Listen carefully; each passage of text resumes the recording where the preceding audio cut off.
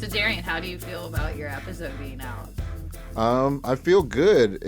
It was really long, but as I listened to it, I was like, okay, maybe this is interesting. As somebody that doesn't know me, I was trying to listen as somebody that doesn't know me, but it was hopefully compelling enough that people are interested and want to keep listening for your episode and Olajuwon and so on and so forth. Hopefully, Yeah, I mean, I think when it comes to the time that it took up, I mean, it to me when we were recording it, it didn't feel like much time at all. yeah, I also I distinctly remember just having such a visceral, emotive response to your part about your meditative process yeah.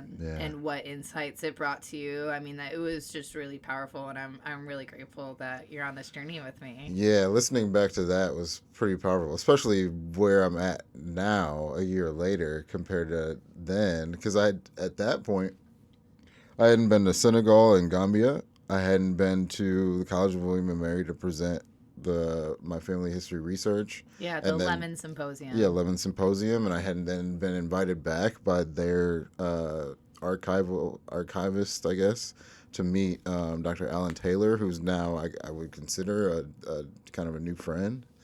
So yeah, it's wild because yeah, to do all that and like there are moments where I find information that is really sad. It's just Mm. like horrendous, right? And so I think about that strength, and I feel like there was a level up moment at the end of last year too. Even when I was doing a different meditation, I wasn't even doing it for that purpose, but I was just like, reinvigorated doing some working on a grant, which is so boring, boring. But it was just like not August, but someone else. Like, like this is my experience, and I just had all these memories that weren't mine. Oh wow. This was in Colorado, Okay. in December. So yeah, a lot has happened since then, but I know that I feel like that gives credence to that experience, right? So like, Mm-hmm. They're connected. yeah, like that experience of this entity giving me energy and saying you have to complete the mission and all these things now almost looks like they're like, okay, you go here, we're gonna hook you up with this person. You go here, we're gonna open this door. You go here, we're gonna open up this thing. So Mm-hmm. It's like the prerequisites for the yeah, next path and the yeah, next journey and the next opportunity. for sure, for sure. Nice. So what when and this is a question that I'm really interested in. Like Yeah. what when do you know it's time to meditate? Um, I tried to do it on, if you are familiar with Chronos time, like Kronos time, or Cairo, no, sorry, Kairos time, Kairos. So that's like different nodes where there's like planetary alignment or seasonal change or particular times of the year that we know are like more holy, like Halloween or All Saints Day. I typically will do the ancestor meditation then. I just do regular, I don't know what you do, regular, quote unquote, regular meditation from time to time, probably 2 or 3 times a week. But I do the ancestral meditation, like try to do it on a time where the veil is supposedly thin. I got you. Okay, Yeah. so it's so Kairos time being like more seasonal, Like more divine timing, trying mm-hmm. to be on with the natural Sure. order of thing, God, nature, whatever you want to Does call it. that include the moon, or is it mainly like even more elevated times than the moon phases? Um, it depends on the moon because each full moon has a different um, energy and meaning. So Mm-hmm. if that full moon is about connecting with the inner self, then I'll do it then. But if it's about something more external, then I'll do maybe a ritual. I have a friend. We have a friend named Liberty Mm-hmm. that coached me on manifestation, and they told me to build an altar. So maybe I'll do a ritual with the altar if it's like a full moon that Is more is, communal. yeah, more communal and more to be active. Makes sense. Hmm. Makes sense. Hmm. So, with this time in Denver in December, or in Colorado in Hmm. December, do you want to dive into what that looked like, or are you Sure. still, maybe you're still processing, or you want to keep it to yourself? Um, I guess I could mention a little bit about it. Like I am trying to devote myself to honoring my ancestors with this history and following it all the way through. Mm-hmm. And I had written something to that effect, and like I wasn't even meditating. I was just like typing on my laptop, You and said it was for the grant. yeah, it's for a grant called the Wickers Foundation. It's like but it's interesting though because this particular one is based out of Sheffield, England, Mm-hmm. and that is where the original Wigfall and Son Company was founded Wow. in 1809 or something like that. That ended up becoming Wigfalls. So if I win, I will then be presenting this film, this research in that area to like a festival of people. So it could be super meaningful for them too. Absolutely. So I think that was it was more expansive than what I've just been doing with the stuff in the U.S., Virginia, St. Louis, South Carolina. It's like this is a true connection back to the Mm-hmm. colonizing country. Mm-hmm. So and for what it's worth, I have European DNA in my blood, so Mm-hmm. I'm technically a Wigfall too. I assume. Mm-hmm. So I want to connect with Wigfalls there, and I believe actually Sheffield is one of the places that there are Wigfalls that still live. So Wow. yeah, I think that all those things combined I think either like signaled to my ancestors or like showed to my ancestors that I was about it, and it was just like it felt like in my mind I was a female bodied person in the memories. Like it wasn't memories of my own, and it was just like a child and like a husband and like there was just like a flood of memory. I don't even really Mm-hmm. remember, but I just remember being really energized afterwards. Like I could like break a wall, or something like that. Um, so yeah, just I wrote about honoring ancestors and telling the truth about Europe, or honoring African ancestors and telling the truth about European ancestors, and then just something came over me. It was like a flood of energy. I don't know, it was wild and memories. So was this due to the ancestor meditation, or just the writing? Like it was more like a waking I dream? think yeah, it was like a waking dream. Yeah, Gotcha. yeah. Very cool. Yeah. Hmm. So, and when you say the ancestor meditation, that's the one that you're talking about with the mountain, like Hmm. going into the cave, like around the That's mountain. right. Yeah, Okay. yeah, Nice. Wow. That's like, phew, yeah, that's really special. yeah. Yeah, I didn't think about that coming kind of being a year full circle sort of thing. Yeah. Yeah, something about it. So, and yeah, every time I do something, something unlocks. It's like one of the choose your own adventure books. You know what I mean? Mm-hmm. So it's really cool. So if you were to explain the project that you're working on to someone in like one or two sentences about like what it's about and where Yeah. you're at with it now, what would you want people to know?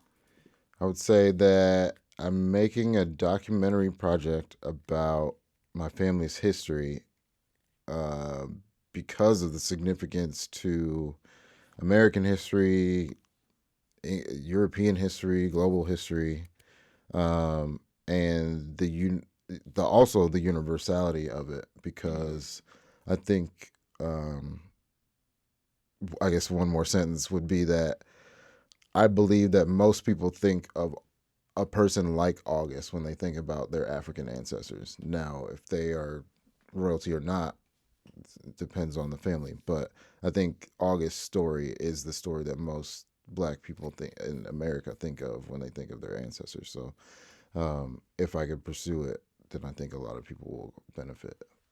So, I think so too. I mean, I think the story that you're bringing together is, as we've talked about in the past, is very much an American tale, yeah, yeah, and very much a indicator of where we are systemically mm-hmm, regarding just when it comes to what othering yeah, might look like, and how it affects for multitudes of generations, yeah, and for multitudes of different backgrounds. I mean, it's definitely something that is not just, it's not just Darian Wigfall's mm-hmm, story. mm-hmm, This is definitely, it's definitely larger than that, and so it's beautiful to hear the guidance, like the connection that you have to right, your guides. yeah, yeah.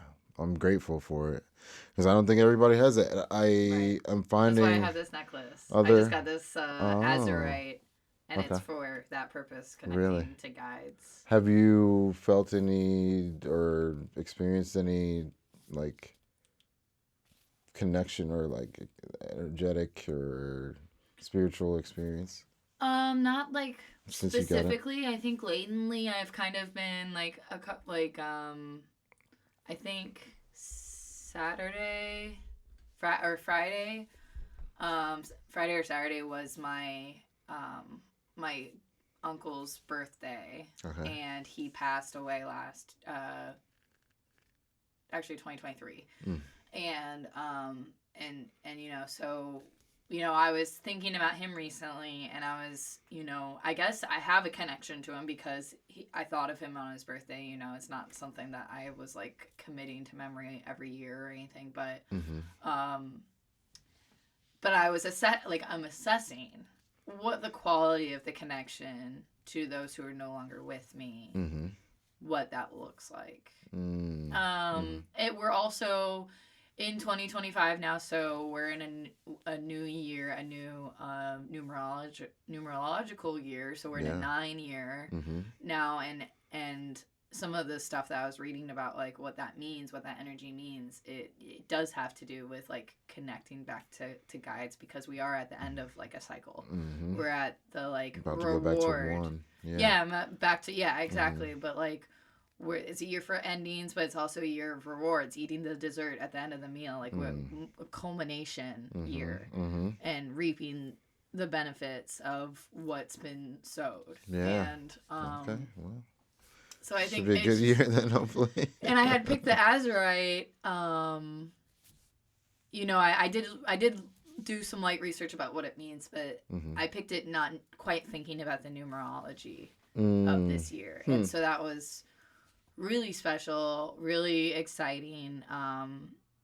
And Yeah, I wear it on times that, like, I the day I bought it, like my friend was talking about stuff like that, like connecting to past lives, connecting Mm. to ancestral guides and stuff, and I was like, I literally just bought this necklace, Mm. like that's for this, like. So it's kind of like I made that, I pulled the trigger on it, and then boom, boom, boom, boom, boom, things like started lining in and stuff. Mm. So, I know it's been, Maybe that's something. hmm? Maybe that's something. The things lining up. You know. Mm-hmm. Yeah, I mean, and it's just, oof. I mean, this year is a 9 year. Also, the 9 in major arcana is the Hermit, and so Mm. the energy of this year is the Hermit, and the Hermit goes and withdraws himself from Mm-hmm. society in order to connect to mysticism, in order to connect with ritual. Mm. Mm-hmm. And another aspect of the Hermit is not just recluse, Mm-hmm. but sovereign. Mm. And Mm. that's like a huge word for me right now, Yeah. for my own personal autonomy, but also, I just signed on to be with a music venue, and Yeah. they're opening a new music venue this year Nice. in in Grand Center, called The Sovereign. Oh. Oh yeah. And Okay. And just, right before I was reading all this stuff about the numerology and the hermit and the word sovereign, right before that, my wish for this year is to get my voice back. So if you compare my voice now to when we were A year recording ago. a year ago, it sounds a lot different. It feels a lot different. I don't feel like I have a singing voice right now at all. Mm-hmm. And I lost my voice at Music at the Intersection in Grand Center. Yeah. And so I was talking to my friend and I was like, I want to find my voice. He was like, okay, well, let's look where you lost it. Maybe you'll find it again in Grand Center. And at first I was like, no way. Yeah. But then I read that thing about the sovereign with the hermit and the numerology, and I was like, maybe I am gonna find my voice in Grand Center. Like, it was just a huge what are the acoustic? Have you been inside? No, it's just the words themselves. Yeah, okay. To make that sentence. Yeah. I will find my voice at the Sovereign in Grand Center. Yeah. Like, all of that just is just a lot of it's pretty circle. astounding. Yeah.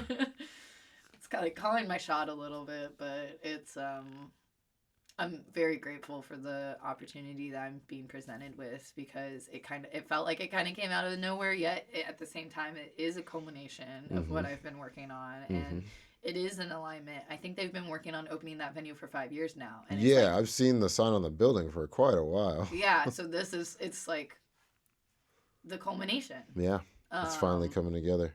Yeah. In the 9 year. Speaking of 1 year later and all coming together, there's we've had an opportunity to listen back on your episode and make a plan for this year for the remaining recordings that we have. We didn't just record one and then get out of the studio. We recorded one and done. That's it. We recorded 9.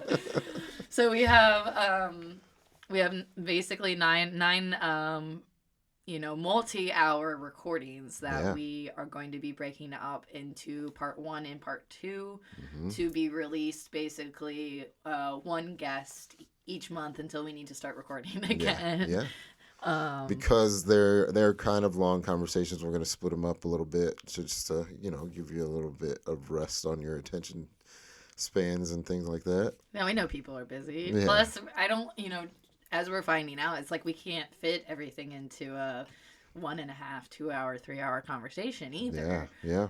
There was stuff in that first episode that we kind of left out. We kind of had so many tendrils going so many different ways, and kind of missed how they all come back together at some point. Yeah, because I was talking about before we started recording, we had so many parts about heart. Like the heart, Creve Coeur, and like St. Louis being the heart, the heart of America and all that stuff. And I neglected to mention that I was born, at least that I understand, with mitral valve prolapse. And so I remember having to go get my heart tested as a child from like 8 to 12 or so. I would get probably at least twice a year get an ECG reading. Just to check my the progress of the growth and the signal and stuff like that. And even one time in middle school, I passed out because when the flutter happened. So basically, mitral valve prolapse is when the cap on the valve of the mitral valve doesn't fit. So it's either too big or too small. And so when it doesn't close, it creates a little gap in pressure. It could be usually a drop in pressure, right? And so that happened, and usually I can regulate just by breathing deeply, or that's what I did when I was a kid.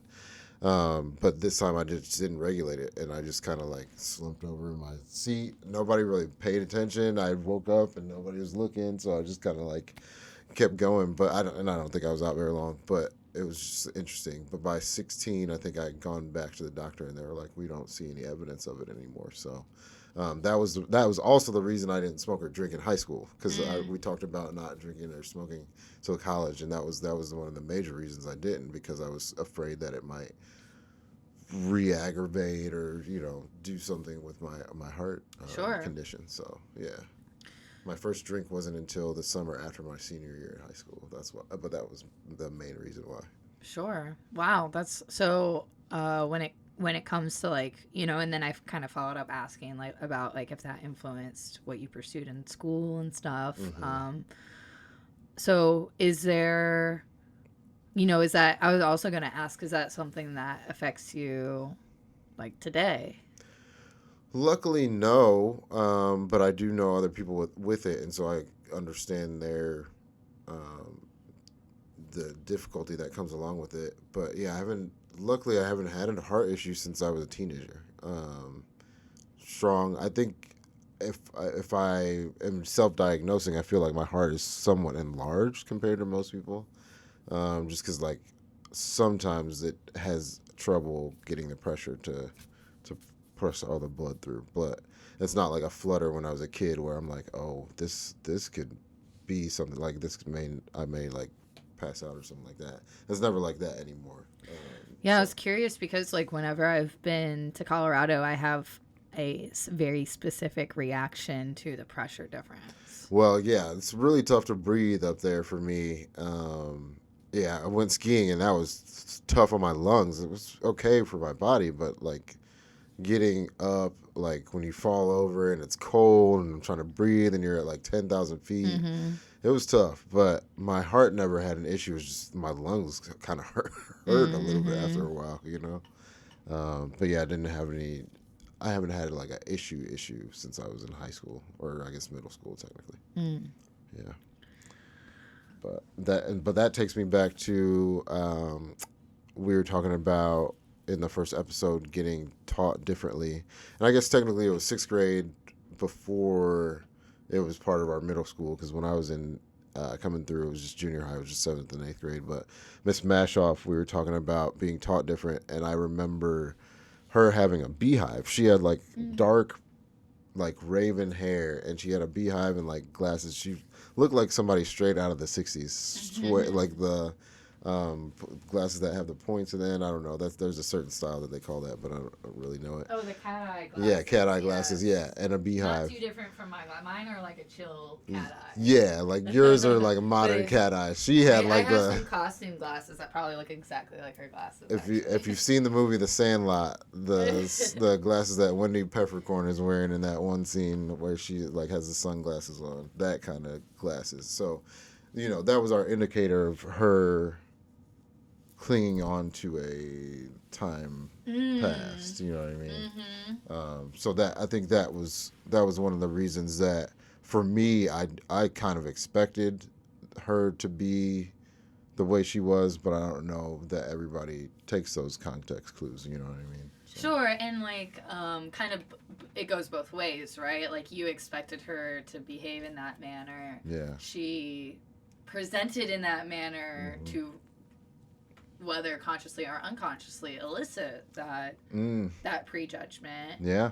And then also bringing with her those judgments of those eras to your behavior, whether it was in reaction to her or not. Like, right. Yeah, I think both ways. Yeah, interesting.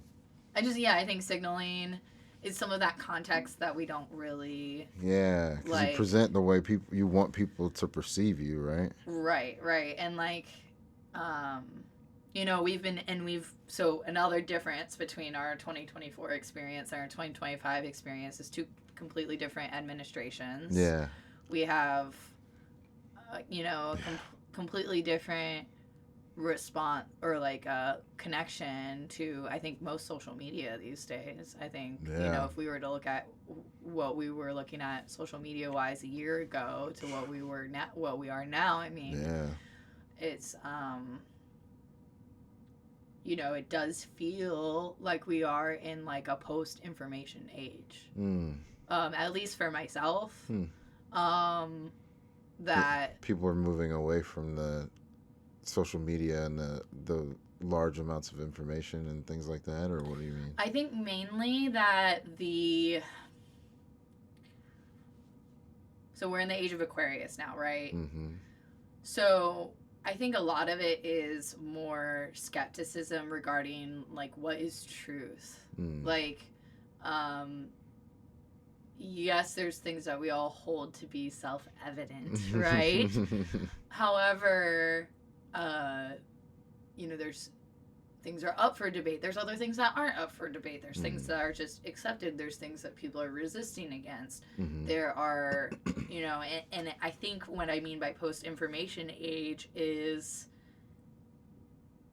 it's anywhere I look, it feels like it's less about the specific statement of what has happened, and it's more about the reaction, or it's more about how we deal with the information, not necessarily how we relate to the information itself. Yeah. Interesting. I don't know if I'm quite explaining exactly what I'm like feeling or seeing in my head, but an example would be Luigi. Oh yeah, Mangione.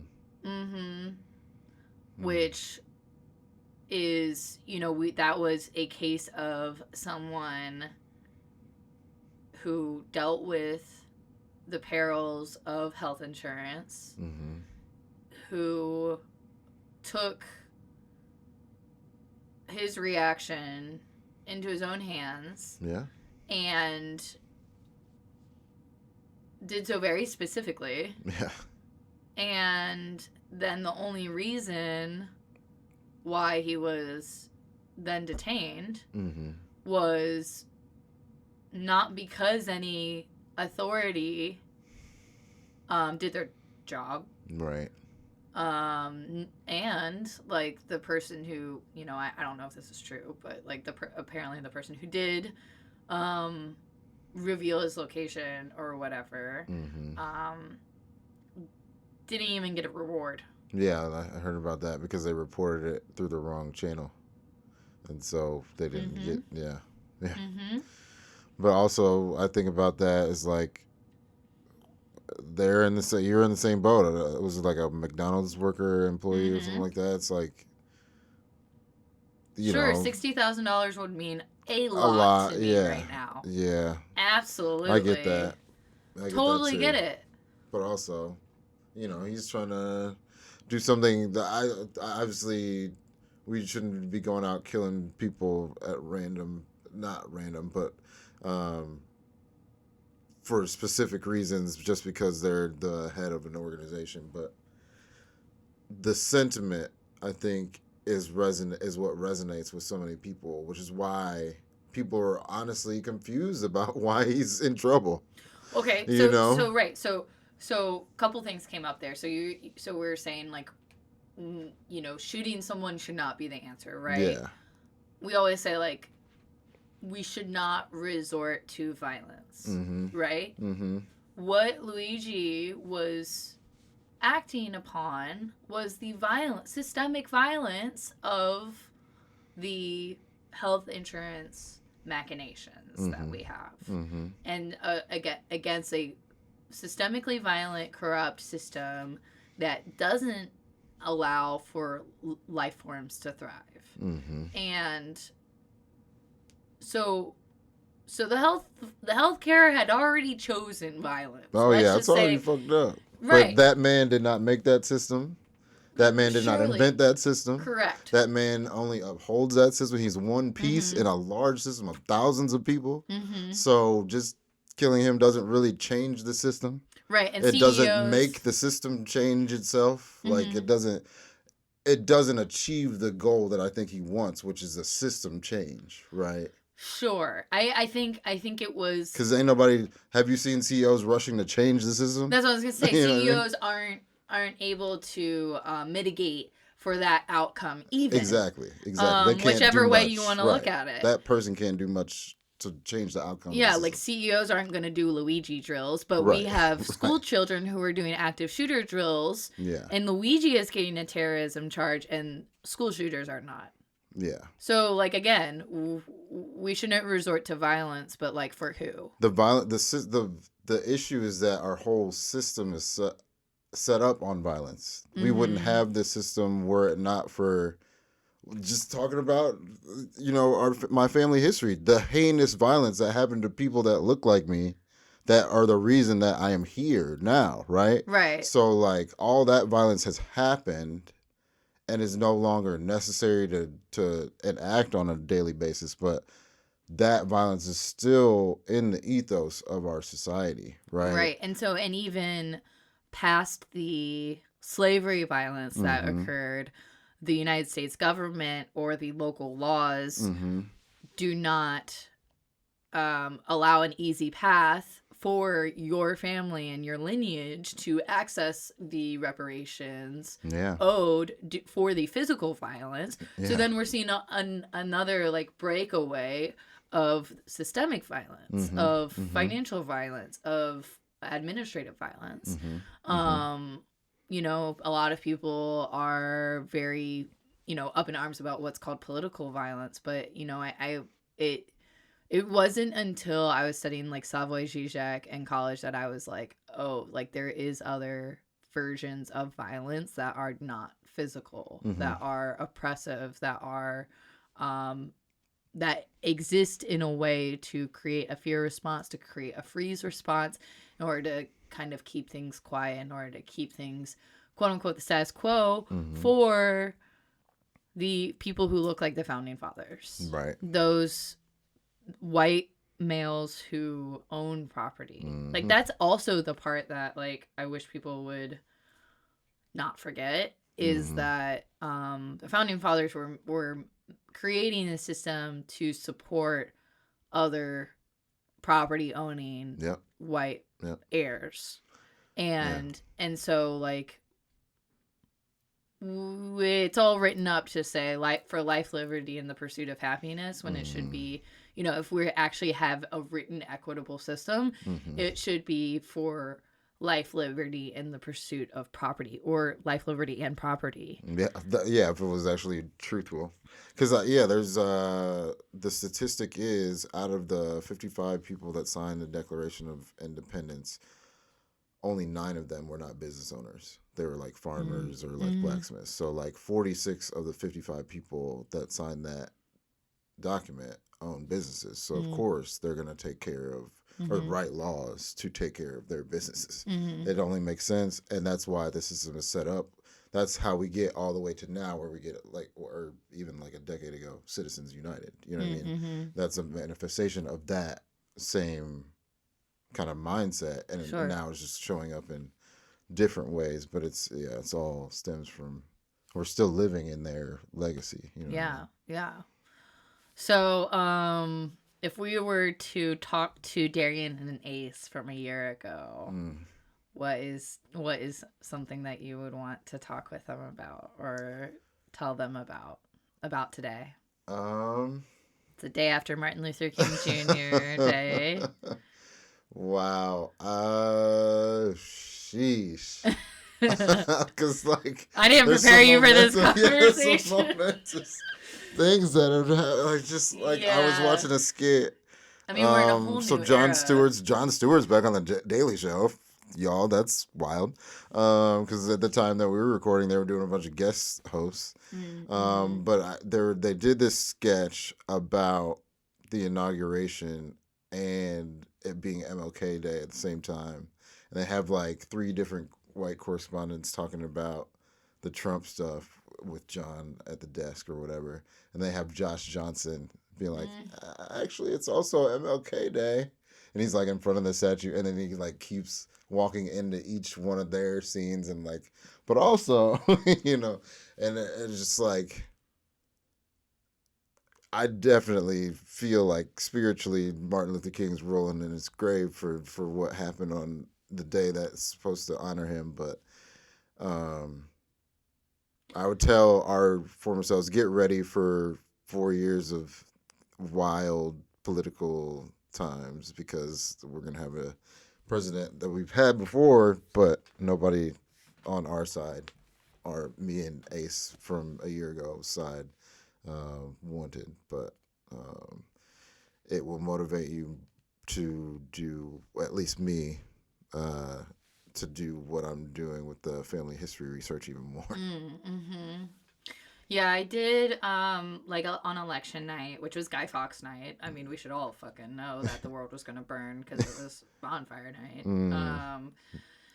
So lots of symbolism. Remember the 5th of November. Yeah, gunpowder and treasonous plots, right? Yeah. So for me, it's I would definitely I was definitely like really thinking hard Mm-hmm. about like, okay, well, we've been through a Trump presidency before, and like Mm-hmm. what precisely about my life was like directly affected Mm-hmm. Mm-hmm. by what went down, Yeah, you remember basically. back. Yeah. Yeah, and I'm grateful. I recognize the privilege that I have that I can't say that Trump directly affected me. Mm-hmm. Mm-hmm. And I think protecting peace is like a huge Yeah. part of that. Is a huge part of really getting through anything difficult is like finding that silver lining, finding what works, finding Mm-hmm. who is able to not only think like you and be around those people, but also Yeah, being around people who don't think like you, that's true. and being able to calmly address the indifferences, Mm-hmm. Mm-hmm. agreeing to disagree, or getting to the point where you're able to hear a hard question, sit with it, and explain it in an equitable point of view that Mm-hmm. isn't pointing blame, that isn't Mm-hmm. just about what's not working, Mm-hmm. but how are we to be solution based mindset? Like Mm-hmm. Mm-hmm. how do we go about emulating Yeah. a solutions based mindset? Yeah. I think that for me is like how I've been addressing this. Like, Mm-hmm. I think it just is, this a big primer on seeing the system as, obviously dysfunctional, as obviously a performance at this point, a performance that actually has real, real outcomes. Yeah. And at the same time, why should I have to put like real in there? Because performances do have outcomes. Art Yeah. has a purpose. Yeah.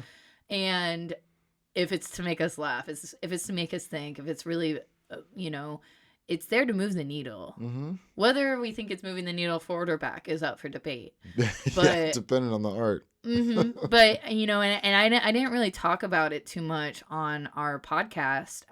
But a year ago, I was already affirmed Mm. that I would run for president when Mm-hmm. I'm 35 Mm-hmm. now, and this will be in 2028. Mm-hmm.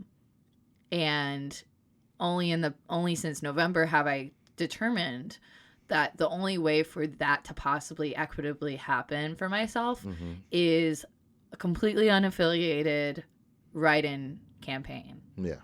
And so you're hearing it here first, folks. Hmm. And maybe not. I probably told you in Vote for person Ace. over the past Vote year. for Ace. Yes. My slogan is one for all. Mm. I have high schoolers in Georgetown or near DC Nice. who have been working on poster design. Campaign. Yeah, some visual elements to it, and I'm super grateful for the support that I've received. It's not necessarily anything tangible, but just the look on people's faces when I tell them that that's what I'm doing and that they see the conviction in my eyes.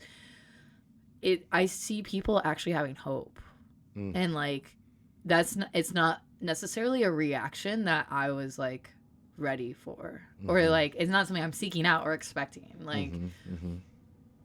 And it makes me believe that it's possible. It makes me believe that, because I've even been like I'll have this beanie that says math on it. And so Okay. someone's like, yeah, math, or like Yeah. math rock. And I'm like, yeah, but like, do you know what it's for? Do you know who Andrew Yang is? And then I'm like, Mm-hmm. this is a part of like his campaign for universal basic income, which is something I would also run on. Mm-hmm. So when someone just randomly is like, oh, math hat, I'll randomly start that conversation with them and then be like, also, I'll be running in 4 years, like for that, like sort of thing. And so,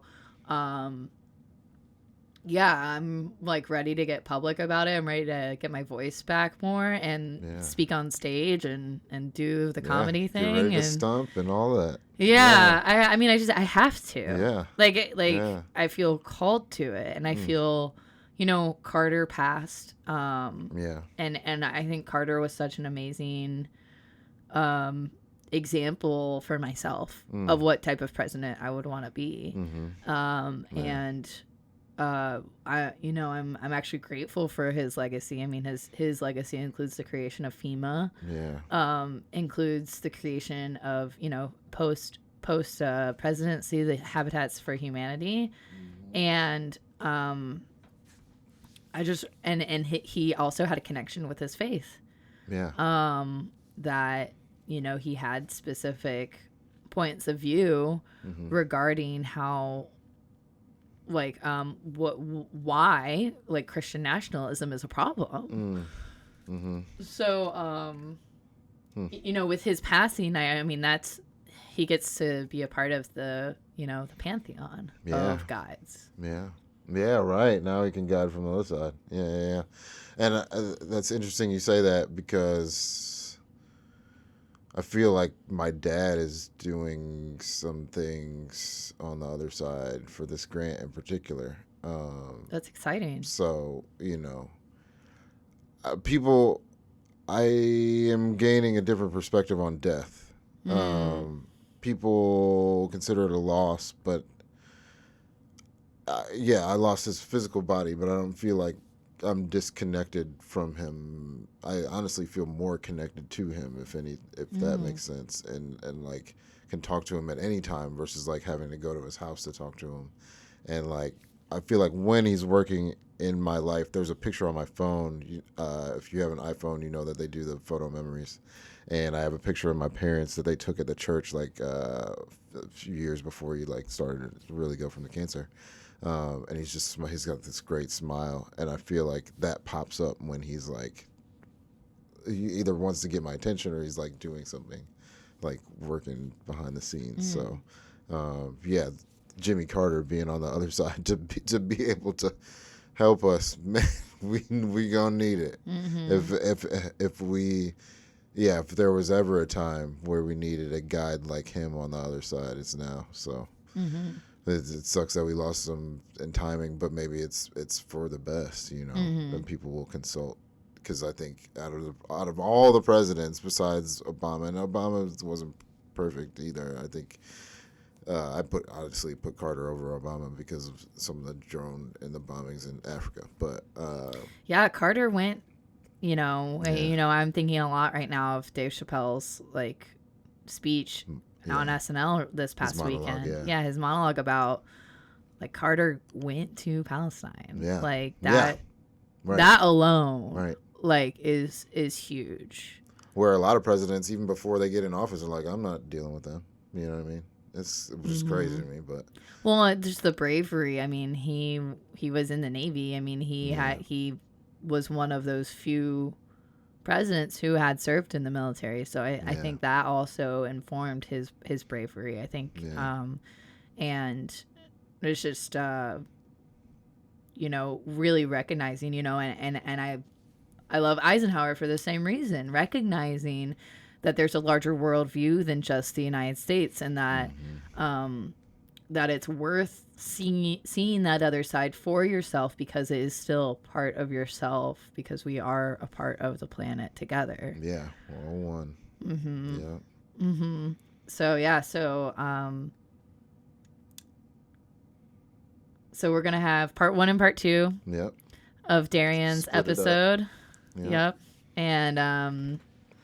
And then in February, we'll have part 1 and part 2 of my episode. Yeah. I think March is, we have Jelani's, and April we'll have Olajuwon, and we'll go from there. Keep going, Yeah. Down the line. Yeah, so you'll be seeing more stuff from us on social media, more stuff from us on your podcast platform of choice. Yep. And be on the lookout. In between these episode drops, we'll have our side conversations just like this one.